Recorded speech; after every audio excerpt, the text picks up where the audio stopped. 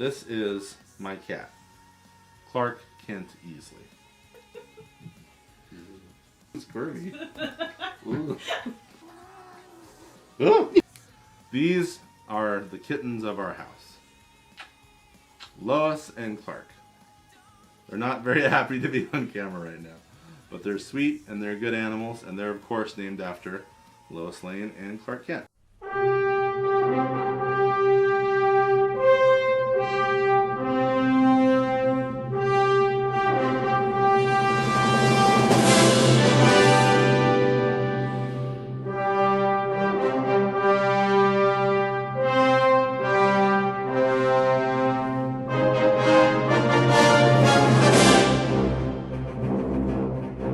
The recently concluded Superman action comic storyline, Metropolis Doom, features Superman and friends facing off against Apex Lex Luthor and his allies in a battle for Metropolis.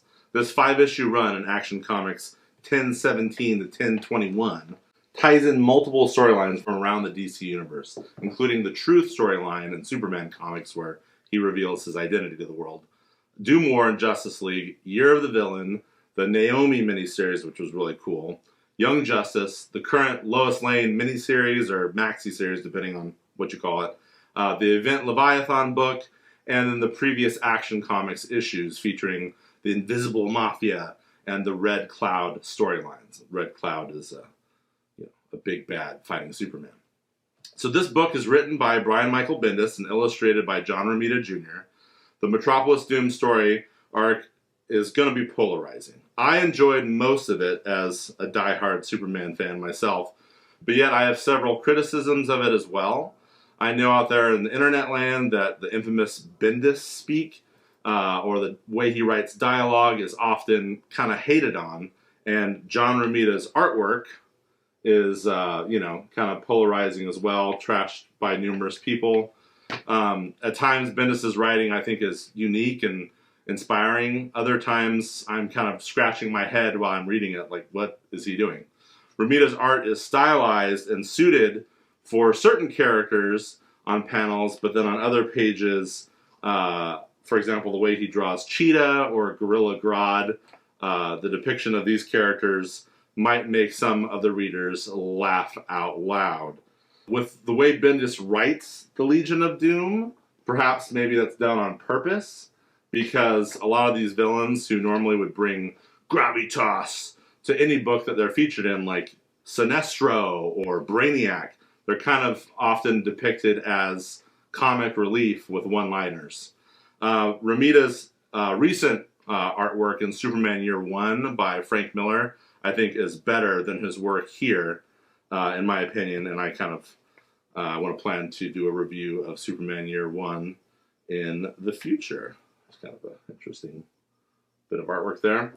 Overall, there's some valid negative judgment by fans of the Metropolis Doom storyline, which starts with an epic battle in Schuster Park in Metropolis between the Justice League and the Legion of Doom.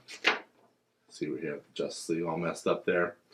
And it flashes back to various scenes, such as the origin of the newer Superman villain Red Cloud, Leviathan meeting Lex Luthor for the first time, and Superman revealing his identity to a female firefighter, fire chief, who kind of has the hots for Superman, pun intended, and she announces that she's going to be running for mayor soon of Metropolis, and she wants Superman's endorsement.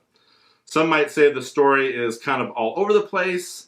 In Justice League Doom War, we already saw the climactic battle between Superman and friends versus Lex and the baddies controlled by the cosmic goddess Perpetua. So I'm not really sure why this event in Action Comics was necessary, even though, give it to me, I like more Superman content. And I'm not even sure that it actually completely makes sense, but whatever, I'll go down that rabbit hole. That being said, Bendis attempts to pick up on pieces of his Red Cloud and Leviathan stories and tie them into Justice League and the wider DC universe. He tries to make those events more important or meaningful to the future of Superman, and that somewhat works.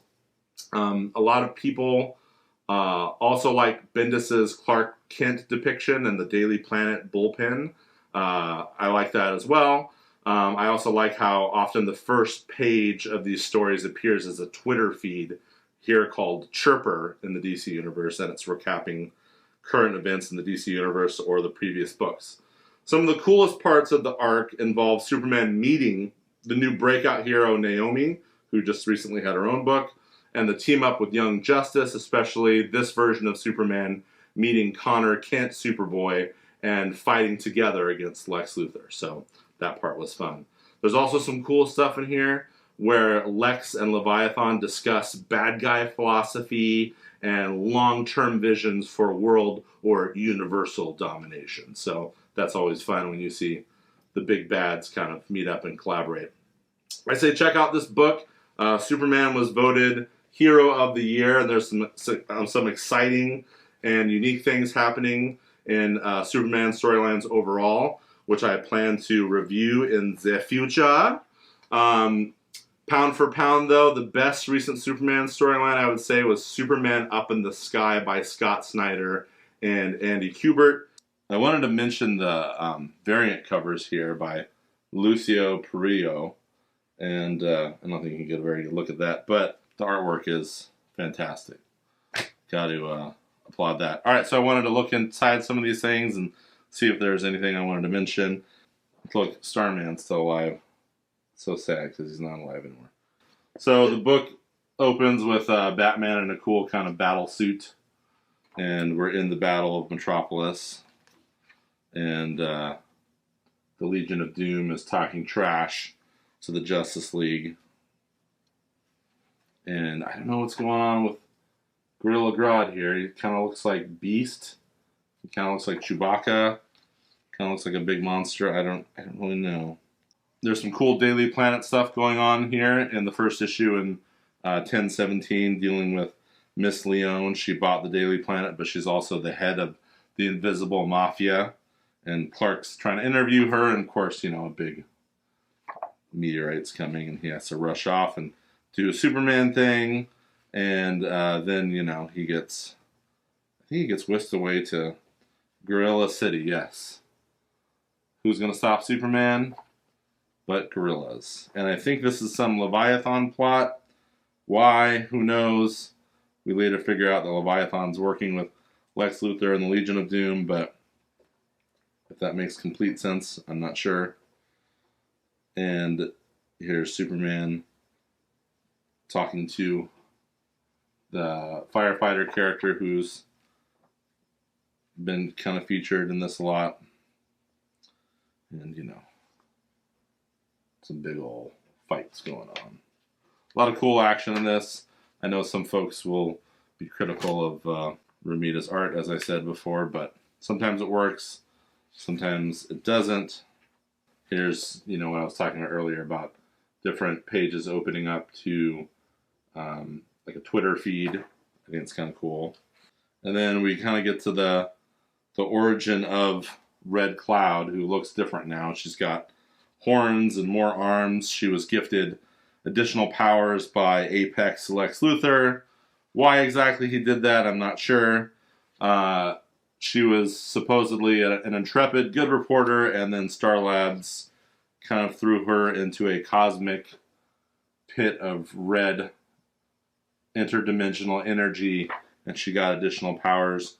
Why Star Labs has now kind of been depicted as more kind of shady and something that would be more akin to perhaps Cadmus before, I'm not exactly sure. Star Labs is off causing trouble. They have been for a minute. And here is her first form as Red Cloud. Some folks thought that this origin story was a little late because she's been around for a while, and her origin has not been explained. Here's Superman pushing, Brainiac into Apex Luthor. A lot of pushing, a lot of shoving in this battle, and Superman's getting just jacked up left and right. Here we go into the flashback. He's talking to Fire Chief Moore, and it's strange because it seems like there's a little bit of romantic chemistry here, even though, Clark Kent is happily married to Lois Lane. I don't know what Bendis is doing. Maybe I'm misreading it. I don't think I am. You know, I know it's kind of hard to tie a lot of these storylines in, but, you know, Bendis is writing Superman, and the timeline of what's going on in action doesn't seem to really fit with what's going on in Superman, even with kind of who's around and who's alive, but whatever. Sometimes you gotta just enjoy the show a little bit and not be too nitpicky. But then also, you know, comic books cost a lot of money, so you'd hope that they would kind of make somewhat sense. Lex takes his old form, and he is in a suit and tie, or, you know, dressed as kind of corporate Lex. Why he would do that when he's Apex Luthor, we don't know. And Leviathan, I can't speak words, appears to Luthor. Now, I don't really know who's supposed to be more powerful here. Leviathan, who's using a combination of human and alien technology, a former manhunter, not a Martian manhunter, but a manhunter.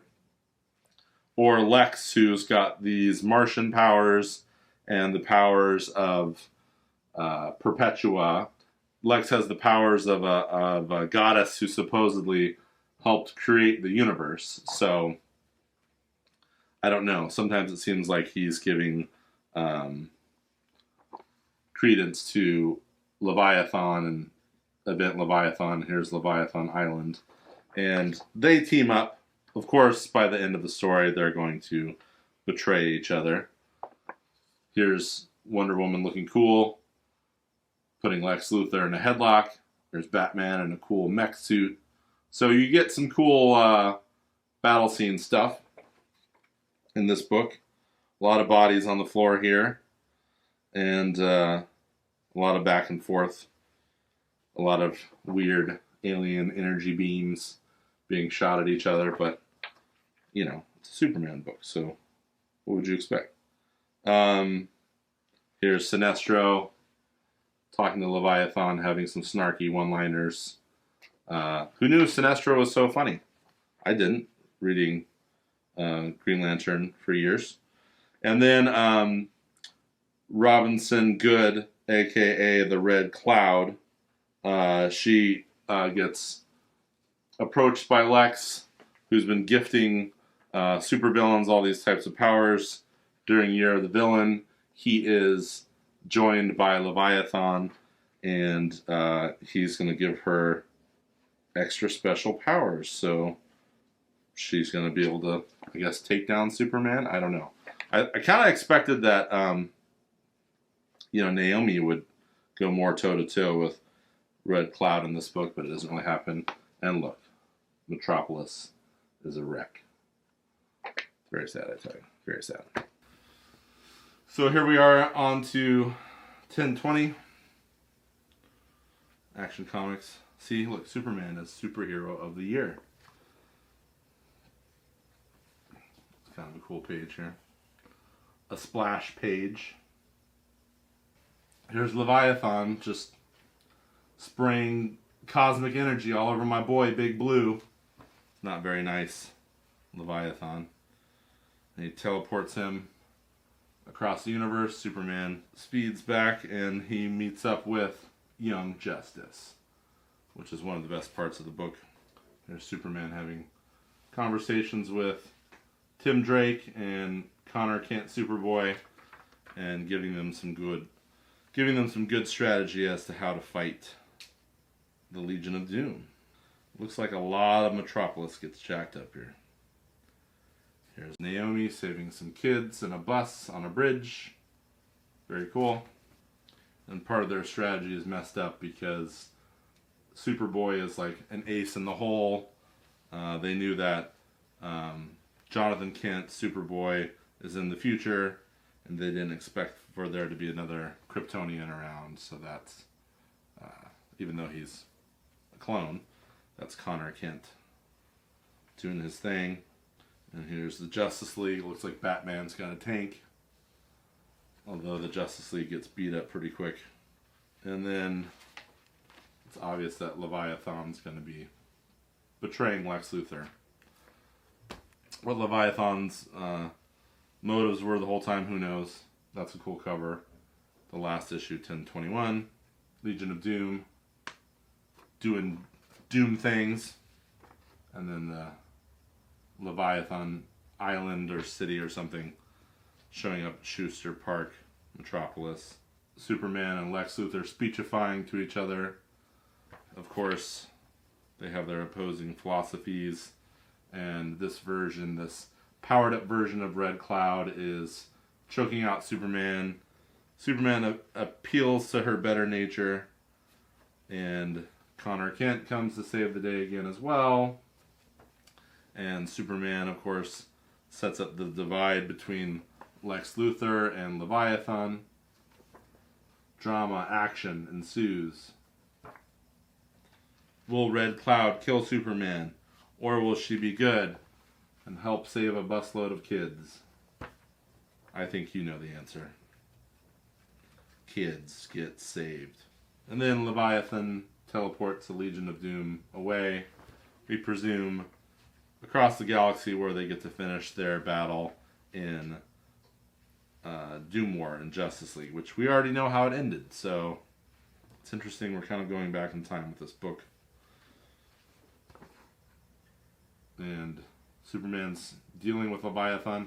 Leviathan killed Superman's father-in-law, killed Sam Lane. So even the Legion of Doom's like, I'm surprised you're still alive, and so am I. So I don't know how Leviathan can kind of get away with that. Superman has some good conversations with Connor Kent, and it kind of establishes that we're going to see more of Connor in the action book, and then we're of course going to see more of the Red Cloud and Miss Leone. So overall, an interesting read. I recommend reading Action Comics. I recommend picking up graphic novels from Pulp Fiction Comics Long Beach. There's a lot of good stuff from Bendis' run in earlier issues of Action Comics, and also on his Superman run, and also in the graphic novel Man of Steel. Bendis is doing some interesting things with this character, with these storylines in these books. Read comic books and hit up Pulp Fiction to let us know if you'd like to check out some of these books.